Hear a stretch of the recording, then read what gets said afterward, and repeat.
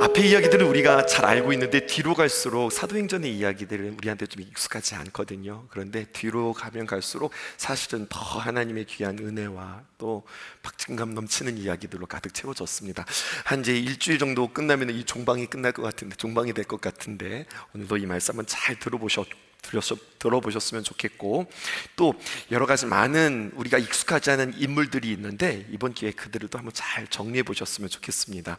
첫 번째요, 복음에 대한 벨릭스의 마음, 벨릭스 총독이 오늘 등장합니다. 토요일에 만났던 벨릭스 총독은 노예 출신의 사람으로서 그가 총독까지 된 사람입니다. 노예였는데 그가 총독까지 되었다. 이건 무슨 말일까요? 돈이 된다면, 권력이 된다면 무엇든지 할 수 있는 사람이었습니다. 사례를 볼까요?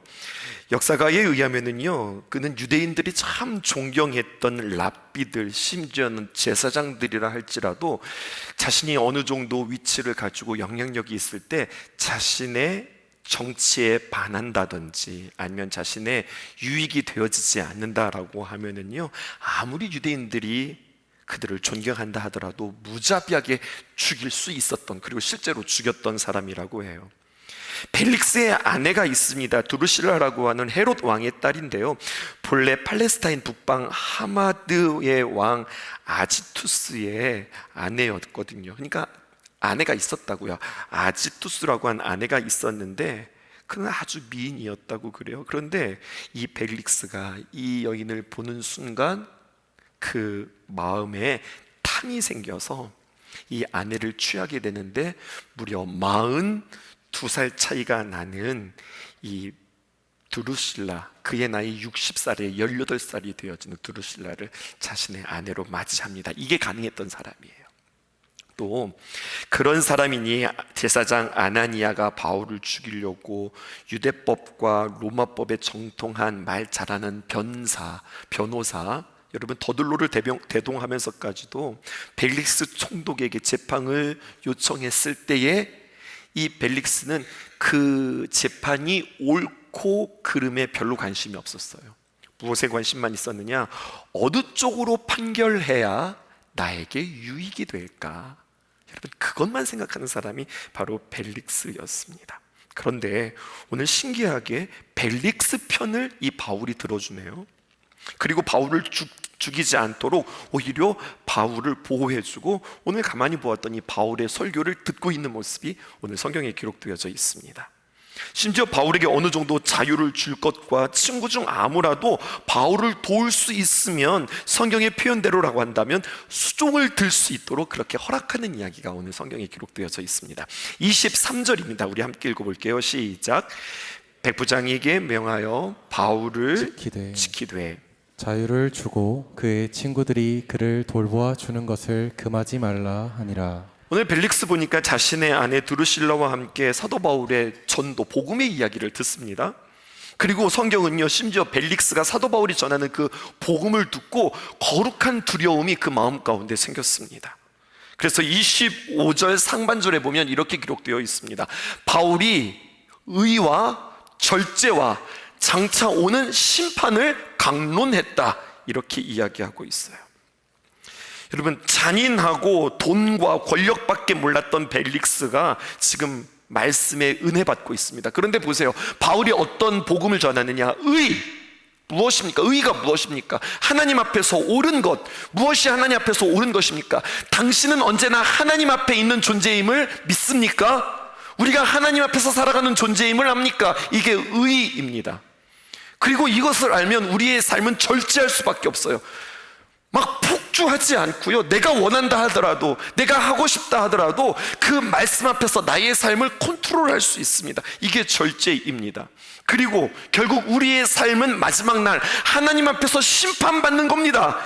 이 말씀이 담대하게 선포되었어요. 누가 이 말씀을 담대하게 할 수 있는 줄 아세요? 바울이라고요? 아니요. 하나님 앞에서 자신이 의롭게 산 사람이, 하나님 앞에서 자신이 절제할 줄 아는 사람이, 그리고 심판을 준비한 사람이 이 말을 할 수 있는 거예요. 사도 바울은 정말 그렇게 살았어요.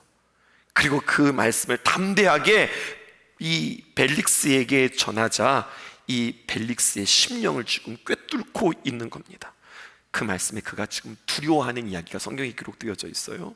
찔림이 있었습니다. 이게 하나님께서 역사하시는 거죠.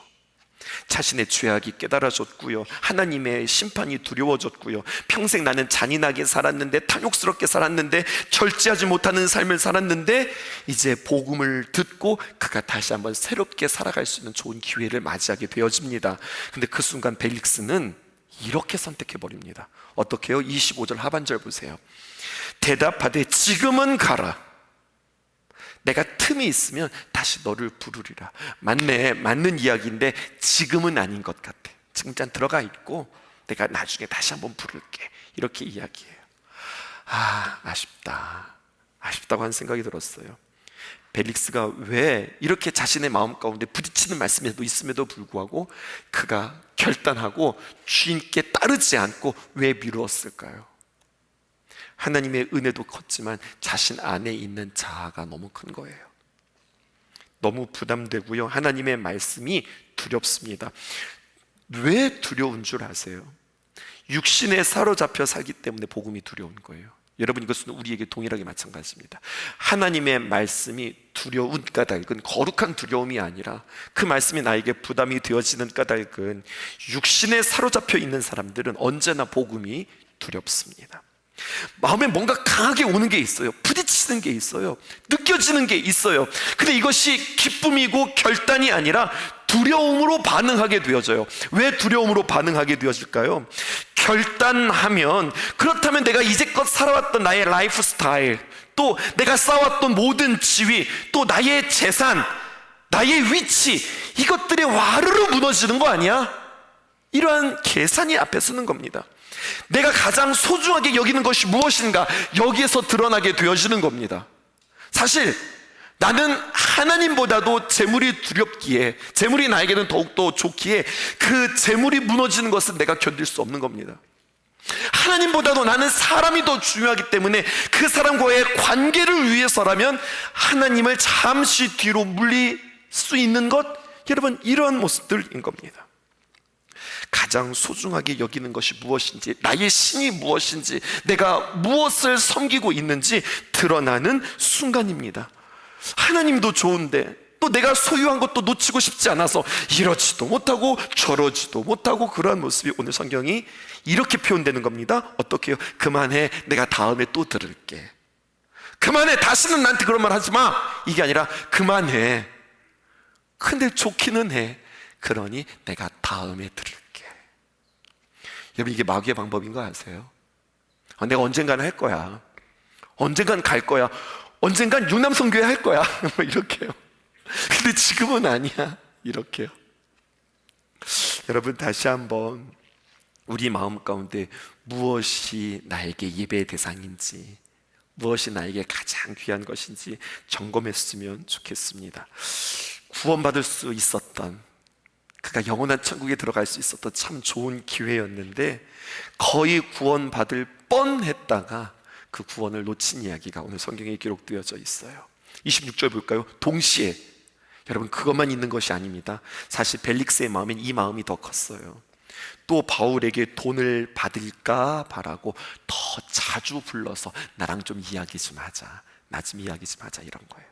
그 말이 좋기도 하지만 자꾸만 그에게 나랑 이야기하면서 자꾸만 돈 좀 가져와봐, 돈 좀 가져와, 너 보석금 나한테 주면 내가 너 풀어줄게, 이렇게 지금 거래하고 있는 거예요. 이미 그의 마음이 무엇으로 사로잡힌 거예요? 돈으로 완전히 사로잡혀 있기에 아무리 복음이 그에게 들려온다 하더라도 그의 마음에 재물이 너무 커서 복음이 자리 잡을 자리가 없게 되어진 겁니다. 우리 삶 속에 적용해 볼까요? 오늘의 삶, 오늘 이 시간, 오늘 우리가 주님 앞에 드리는 이 예배도 그냥 여러 번의 예배 중에 하나가 아니라 오늘 이 예배 또한 나에게 또 한 번의 기회가 아닐까요? 오늘 여러분들에게 성령님께서는 이 시간을 통해서 뭐라고 말씀하세요? 또 오늘 예배 중에 있을 때 성령님도 나에게 말씀하지만 나의 자아는 오늘도 나에게 뭐라고 이야기하고 있는 것 같아요? 자아의 소리, 나의 소리도 들리고요, 또 성령님의 음성도 들리고요, 심지어는요 마귀 소리도 들려요. 여러분, 나의 소리도 들리고 성령님의 음성도 들리고 마귀의 속삭임도 우리 가운데 있을 때 오늘 나는 어느 편에 서겠습니까? 이것들을 한번 점검해 볼 수 있었으면 좋겠습니다. 두 번째, 유대인들의 요구를 거절하는 베스도가 등장합니다. 1절 보실까요? 베스도가 부임한 지 3일 후에 가이사랴에 예루살렘으로 올라가니, 보세요, 그 자리가 영원하지 않거든요. 벨릭스는 이제 그 자리에서 내려오게 되었습니다. 나중에 보게 되어지면요, 그가 참 안타깝게 내려와요. 참 치욕스럽게 그 자리를 그렇게 지키고자 했으나 지킬 수가 없었어요. 그의 후임이 생겼습니다. 그는 바로 누구냐? 베스도입니다. 유대지방 제12대 총독으로 베스도가 부임했습니다. 그런데요, 베스도요, 대단한 사람이에요. 판단력도 좋고 행정력도 지도력도 게다가 성실함까지 있어서 모든 사람들에게 아주 뛰어난 사람으로 정평이 난 사람이었습니다. 가이사랴에 도착했어요. 어디로부터? 로마에서부터 가이사랴에 도착했습니다. 아무리 큰 범선이라 할지라도요, 로마에서 가이사랴까지 오는 그 배편은 한 열흘 정도 되어지는 거예요. 이게 만만한 배편이 아니었거든요. 얼마나 피곤할까요? 우리가 하루만 차를 타도 굉장히 피곤한데 열흘 동안, 그 당시 배의 형편이 오늘날 우리 유람선과 같은 그런 배는 아닌 거잖아요. 얼마나 고단하고 힘들었을까요? 그런데 가이사랴에 도착한 뒤에 가장 먼저 그는 무엇부터 합니까? 예루살렘에 방문하게 되어집니다. 자신의 관할 지역, 나에게 가장 중요한 도시인 이 유대에서는 어디가 가장 중요한가 정확하게 파악했어요. 예루살렘이구나. 그러면 예루살렘에 시찰해야지. 도착하고 하루 쉬고서 바로 다음 날 그는 예루살렘으로 가게 되어집니다. 또 여러분, 이 베스도는 그 예루살렘의 현지에서 시찰하면서 이렇게 이야기합니다. 가자마자 어떤 일들이 벌어지는가. 자, 인수인계를 받고 이제 그들의 이야기를 듣는데 2절 보세요. 대제사장들과 유대인 중 높은 사람들이 뭐를 합니까? 가장 먼저 첫 번째 이슈는 뭐냐? 바울을 고소해요. 예루살렘의 대제사장들과 장로들이 신임 총독 베스도를 만나자 기다렸다는 듯이 무엇부터 이야기하는가? 바울을 또다시 고소하는 겁니다. 3절 함께 읽어보실까요? 시작. 예루살렘으로 옮기기를 청하니 이는 길에 매복하였다가 그를 죽이고자 함이러라. 베스도요, 당신에게 우리가 한 가지 청합니다. 바울을 지금 가이사랴에 있는데 이 예루살렘으로 옮겨 주십시오. 간절히 청해요. 그런데 이들의 마음은 또 똑같습니다. 어떻게 합니까? 그렇게 예루살렘으로 옮겨지는 도중에 길에 매복하고 있다가 그를 어떻게 하려고 합니까? 죽이려고 합니다. 대제사장과 그리고 사내들인 공회원들, 이들은요, 유대 사회에서 가장 최상위층에 있었던 사람들이에요. 지금 신임 총독 베스도와 첫 대면입니다. 체면도 없어요. 채통도 없어요. 아랑곳하지 않습니다. 오직 그들의 목표는 바울 죽이기에만 혈안이 되어져 있는 겁니다. 얼마나 무서운 거예요. 오자마자 또다시 어떻게 하면 바울을 죽일까? 4절에서 5절입니다. 베스도가 대답하되 바울이 가이사랴에 구류된 것과 자기도 멀지 않아 떠날 것을 말하고 5절 또 이르되 너희 중 유력한 자들은 나와 함께 내려가서 그 사람에게 만일 옳지 아니한 일이 있거든 고발하라, 이렇게 이야기하는 거예요. 무슨 말인가? 베스도는요, 역시 탁월한 사람이었어요. 저들의 마음을 읽었습니다. 좋은 이야기지만 더 우리 정확하게 이 일들을 처리하려면 어떻게 하느냐? 이렇게 하는 거예요. 그들은 바울이 예루살렘으로 데리고 와주십시오라고 이야기하는데 아니, 그들의 집요한 요청을 거절합니다. 그리고 뭐라고 이야기하냐? 내가 곧 있으면 다시 가이사랴로 올라갈 텐데 그때 당신들이 정말 고발하기를 원해? 따라오세요. 대제사장 그리고 장로님들 따라오십시오. 그리고 바울을 정식으로 고발할 것들을 준비하십시오. 이렇게 이야기하는 거예요. 여러분 어떻습니까? 지금 우리는 사도행전 24장을 걸어가고 있어요. 그런데 23장의 내용이 어떤 내용이에요? 똑같아요. 복사한 것 같아요. 23장의 이야기와 24장의 이야기가 지금 똑같습니다. 바울이 예루살렘에서 로마군의 감옥에 투옥되었을 때에 그들은 이 대제사장과 그리고 장로들은 40명의 암살단을 준비해 놓습니다. 그리고 바울을 공회로 보내라 라고 해놓고서 그가 공회로 옮겨지는 그 길 가운데 죽이기를 만반의 준비를 하고 있고, 그리고 대제사장들과 장로들이 그 계획을 준비하고 있다가 반드시 죽인다, 이러한 계획이 있었거든요. 그런데 그 음모는 탄로가 났습니다. 예루살렘의 천부장은 한밤중에 군인 470명을 동원하여서 그로 하여금 공회로 옮기는 것이 아니라 그로 하여금 가이사랴로 옮겼다고요. 근데 지금 이 이야기가 23장의 이야기인데 24장에도 똑같은 이야기가 되풀이 되어지는 거예요.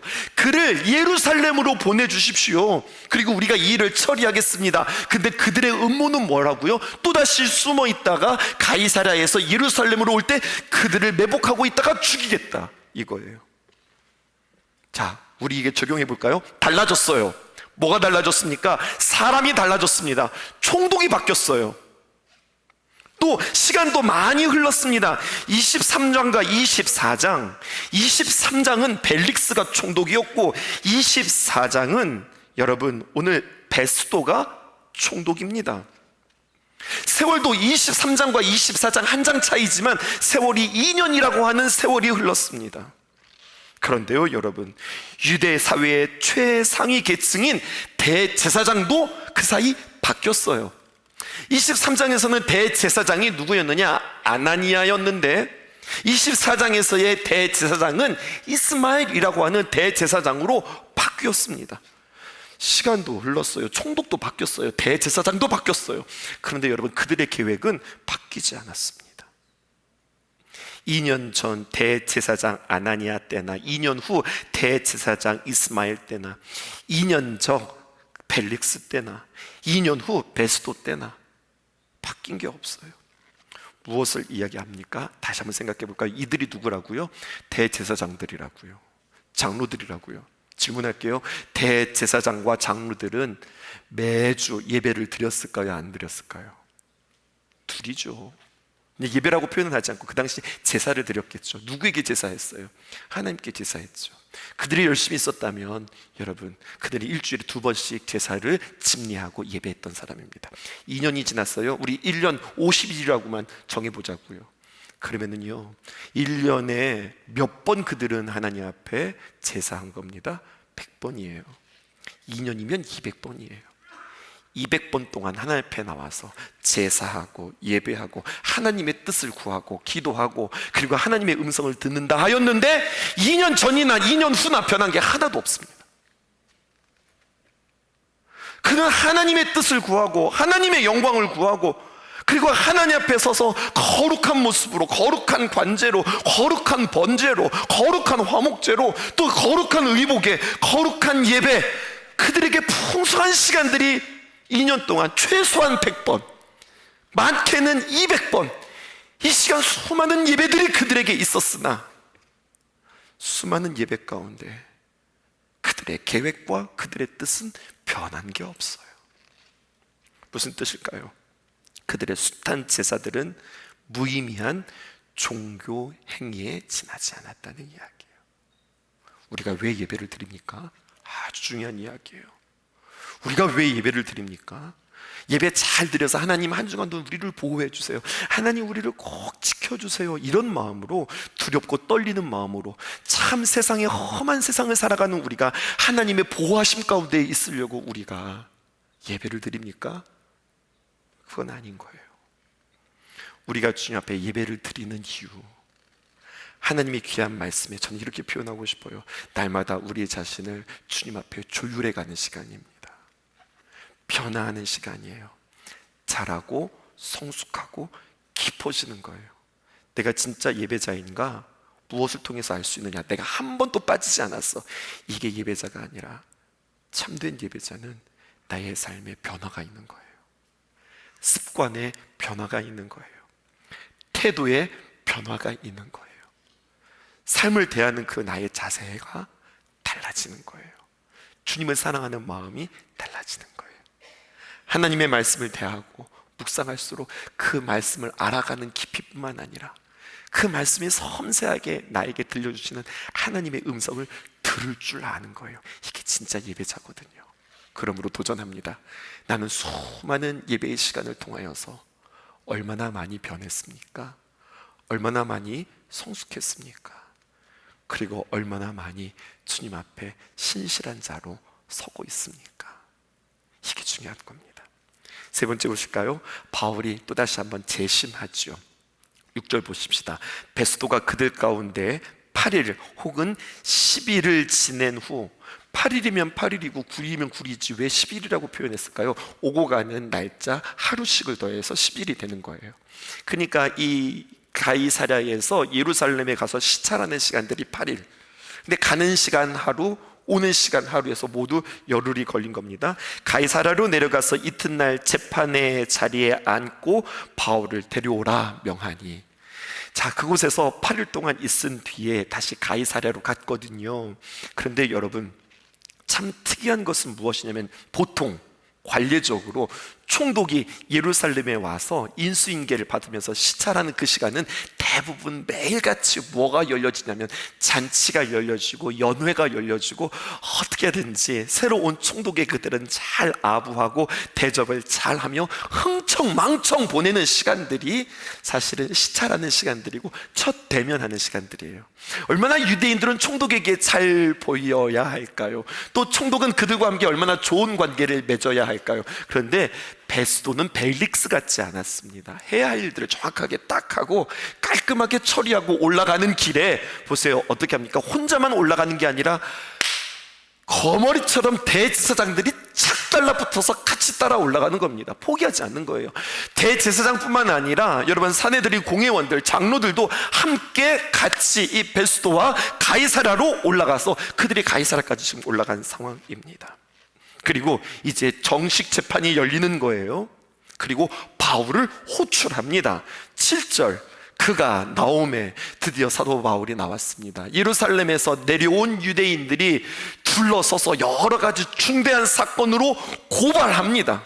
또다시 바울 죽이기를 시작하는 거죠. 그런데 능히 증거를 대지 못하는 이야기가 기록되어 있습니다. 여러 가지 많은 이야기들을 합니다. 들었습니다. 이제는 바울이 이야기할 차례입니다. 8절 보세요. 바울이 이렇게 이야기합니다. 바울이 변명하여 이를 때, 변명이라고 하는 표현이 뉘앙스가 좀 안 좋아요. 뭔가 잘못하고서 이렇게 말을 변명하는 것 같잖아요. 변명이라고 표현하기보다는 변호라고 하는 말이 맞습니다. 뭐라고 하느냐? 유대인의 율법이나 성전이나 가이사에게 내가 도무지 죄를 범하지 아니하였노라.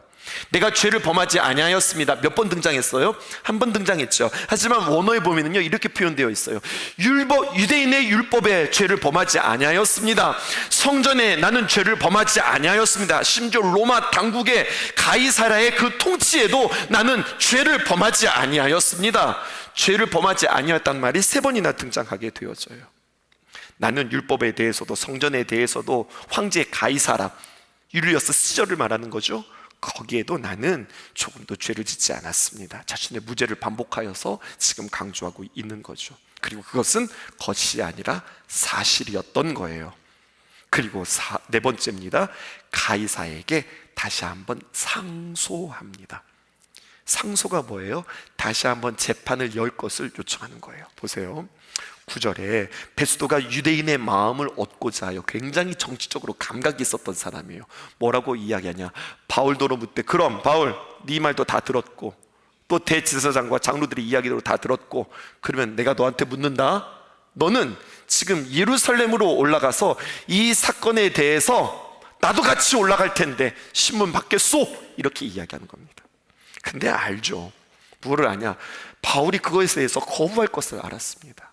아니요, 제가 왜 거기에 갑니까? 저는 거기에 갈 이유가 없습니다. 반대할 것을 알고 있었어요.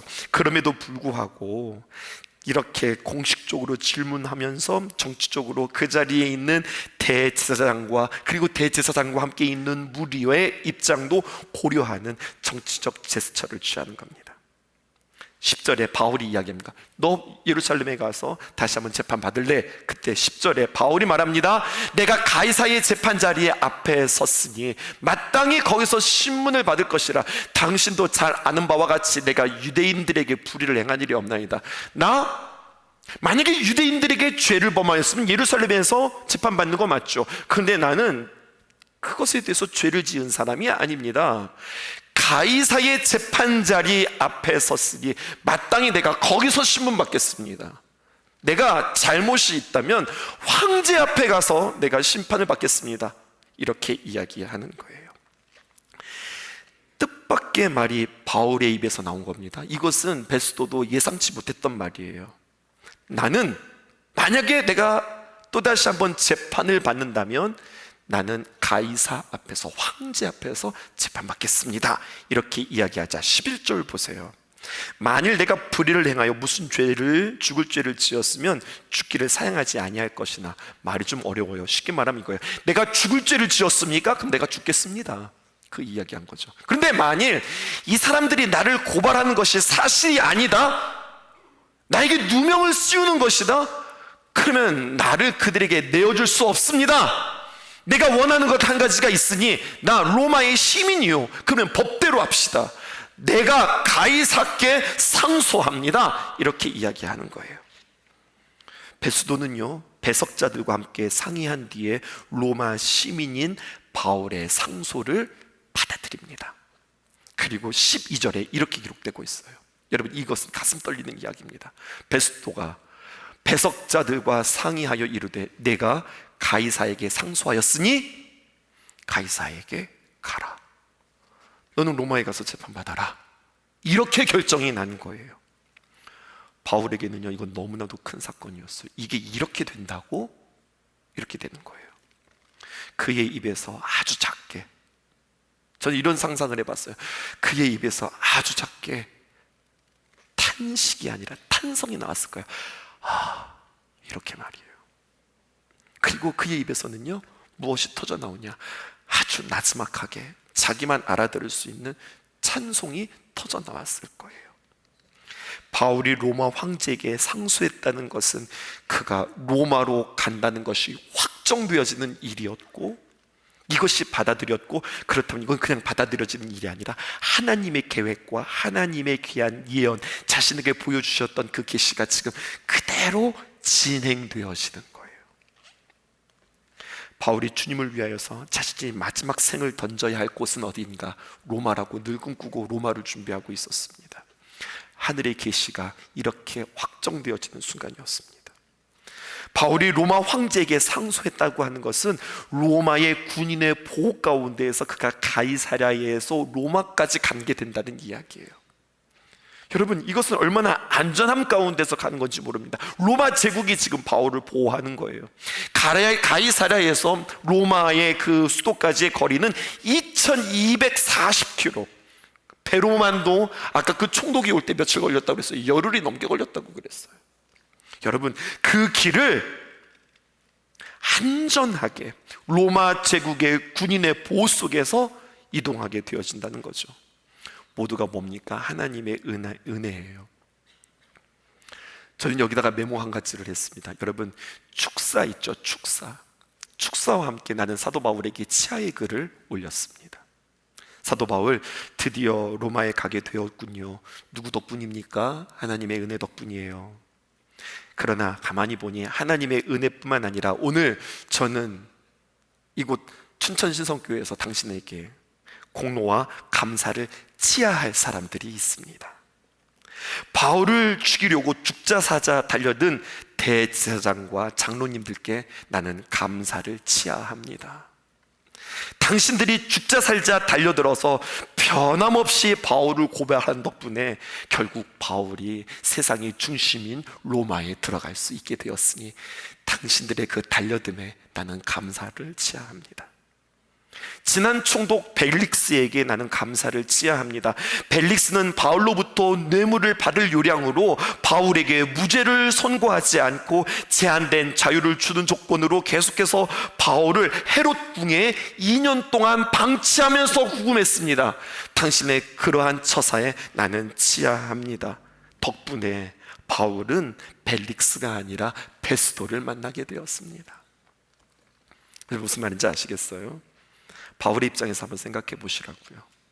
아무 죄도 없이 뇌물을 바치지 않았다는 그 죄 때문에, 죄도 아니죠, 2년 동안 그는 헤롯 궁정 내에서 구금되어 있었어야 했어요. 얼마나 답답하고 얼마나 억울한 일이었을까요? 근데 여러분, 그 시간은 억울한 시간이 아니라 익어가는 시간이고 하나님의 계획이 준비되어지는 시간이라고 성경은 우리에게 이야기하고 있어요.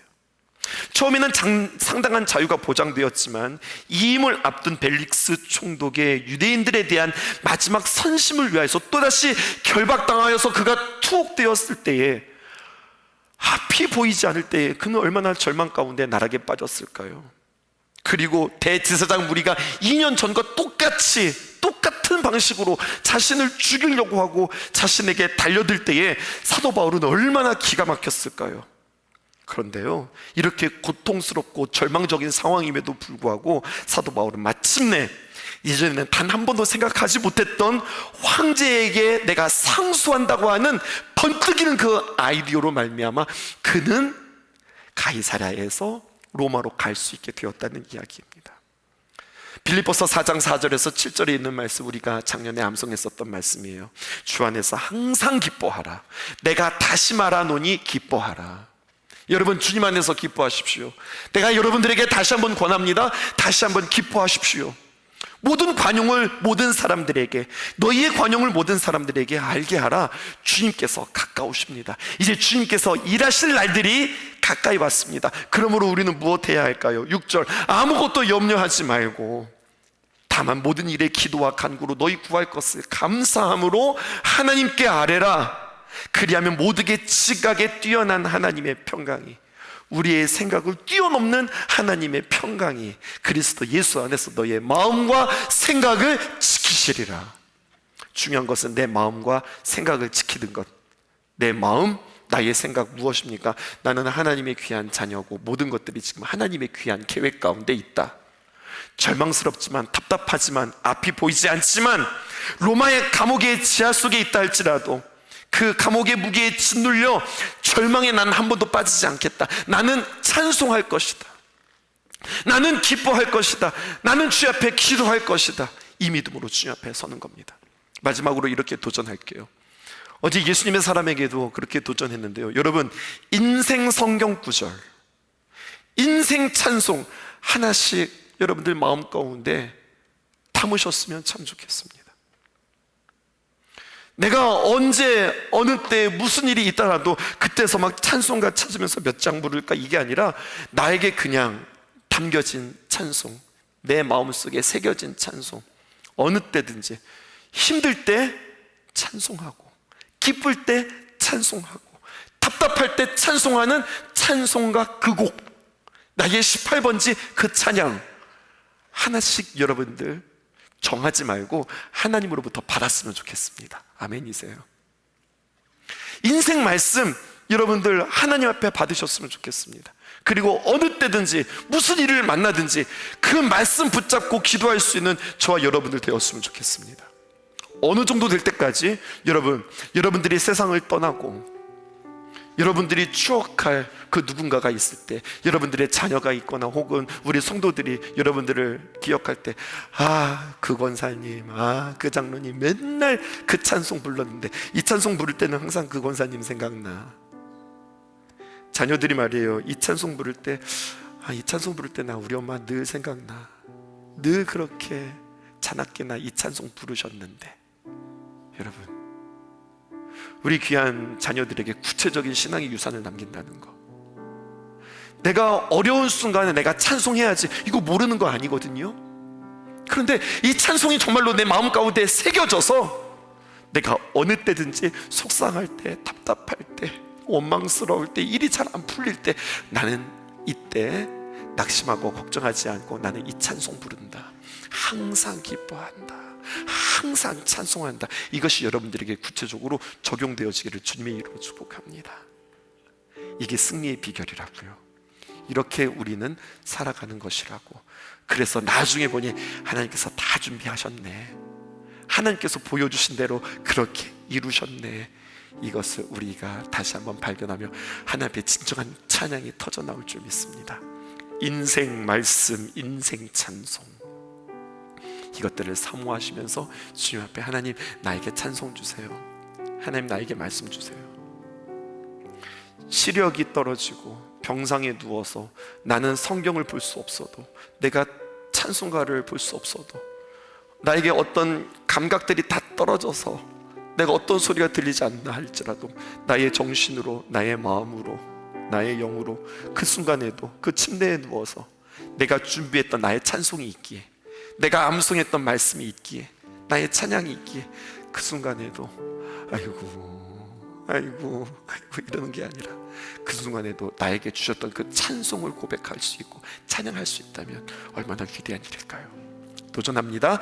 인생 찬송, 인생 말씀, 여러분들 그것을 위해서 기도하시며 내가 여러 가지 많은 고난 속에서도 찬송과 기도로, 말씀으로 승리하리라, 이 구체적인 적용들이 저와 여러분들에게 있기를 주님의 이름으로 축복합니다.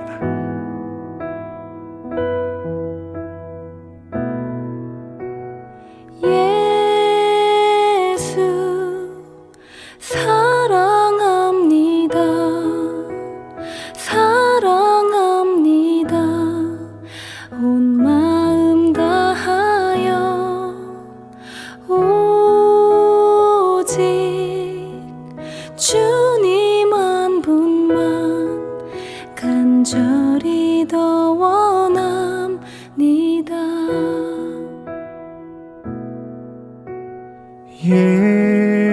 예수 사랑합니다. 사랑합니다. 온 마음 다하여 오직 주님 한 분만 간절히 더 원합니다. 넘쳐나네 넘쳐나네 주를 향한 내 속에 갈망이 주님께로 날 이끌어 주소서. 주님을 더 원합니다.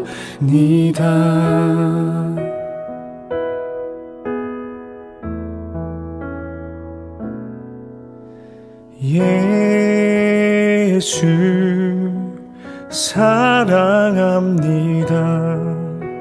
사랑합니다. 온 마음 다하여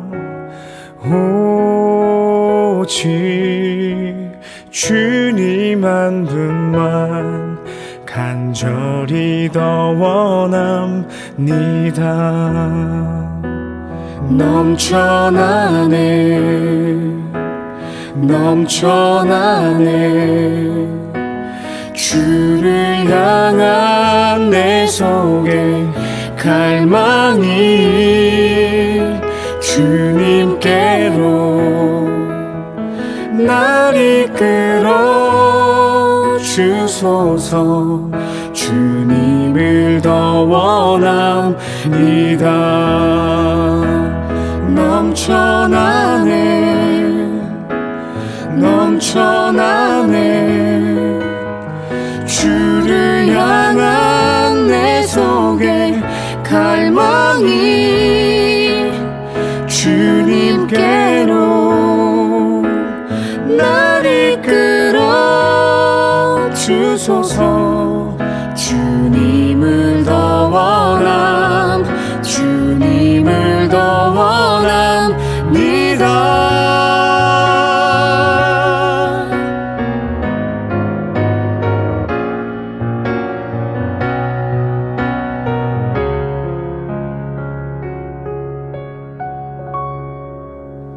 넘쳐나네 넘쳐나네 주를 향한 내 속에 갈망이 주님께로 날 이끌어 주소서. 주님을 더 원합니다.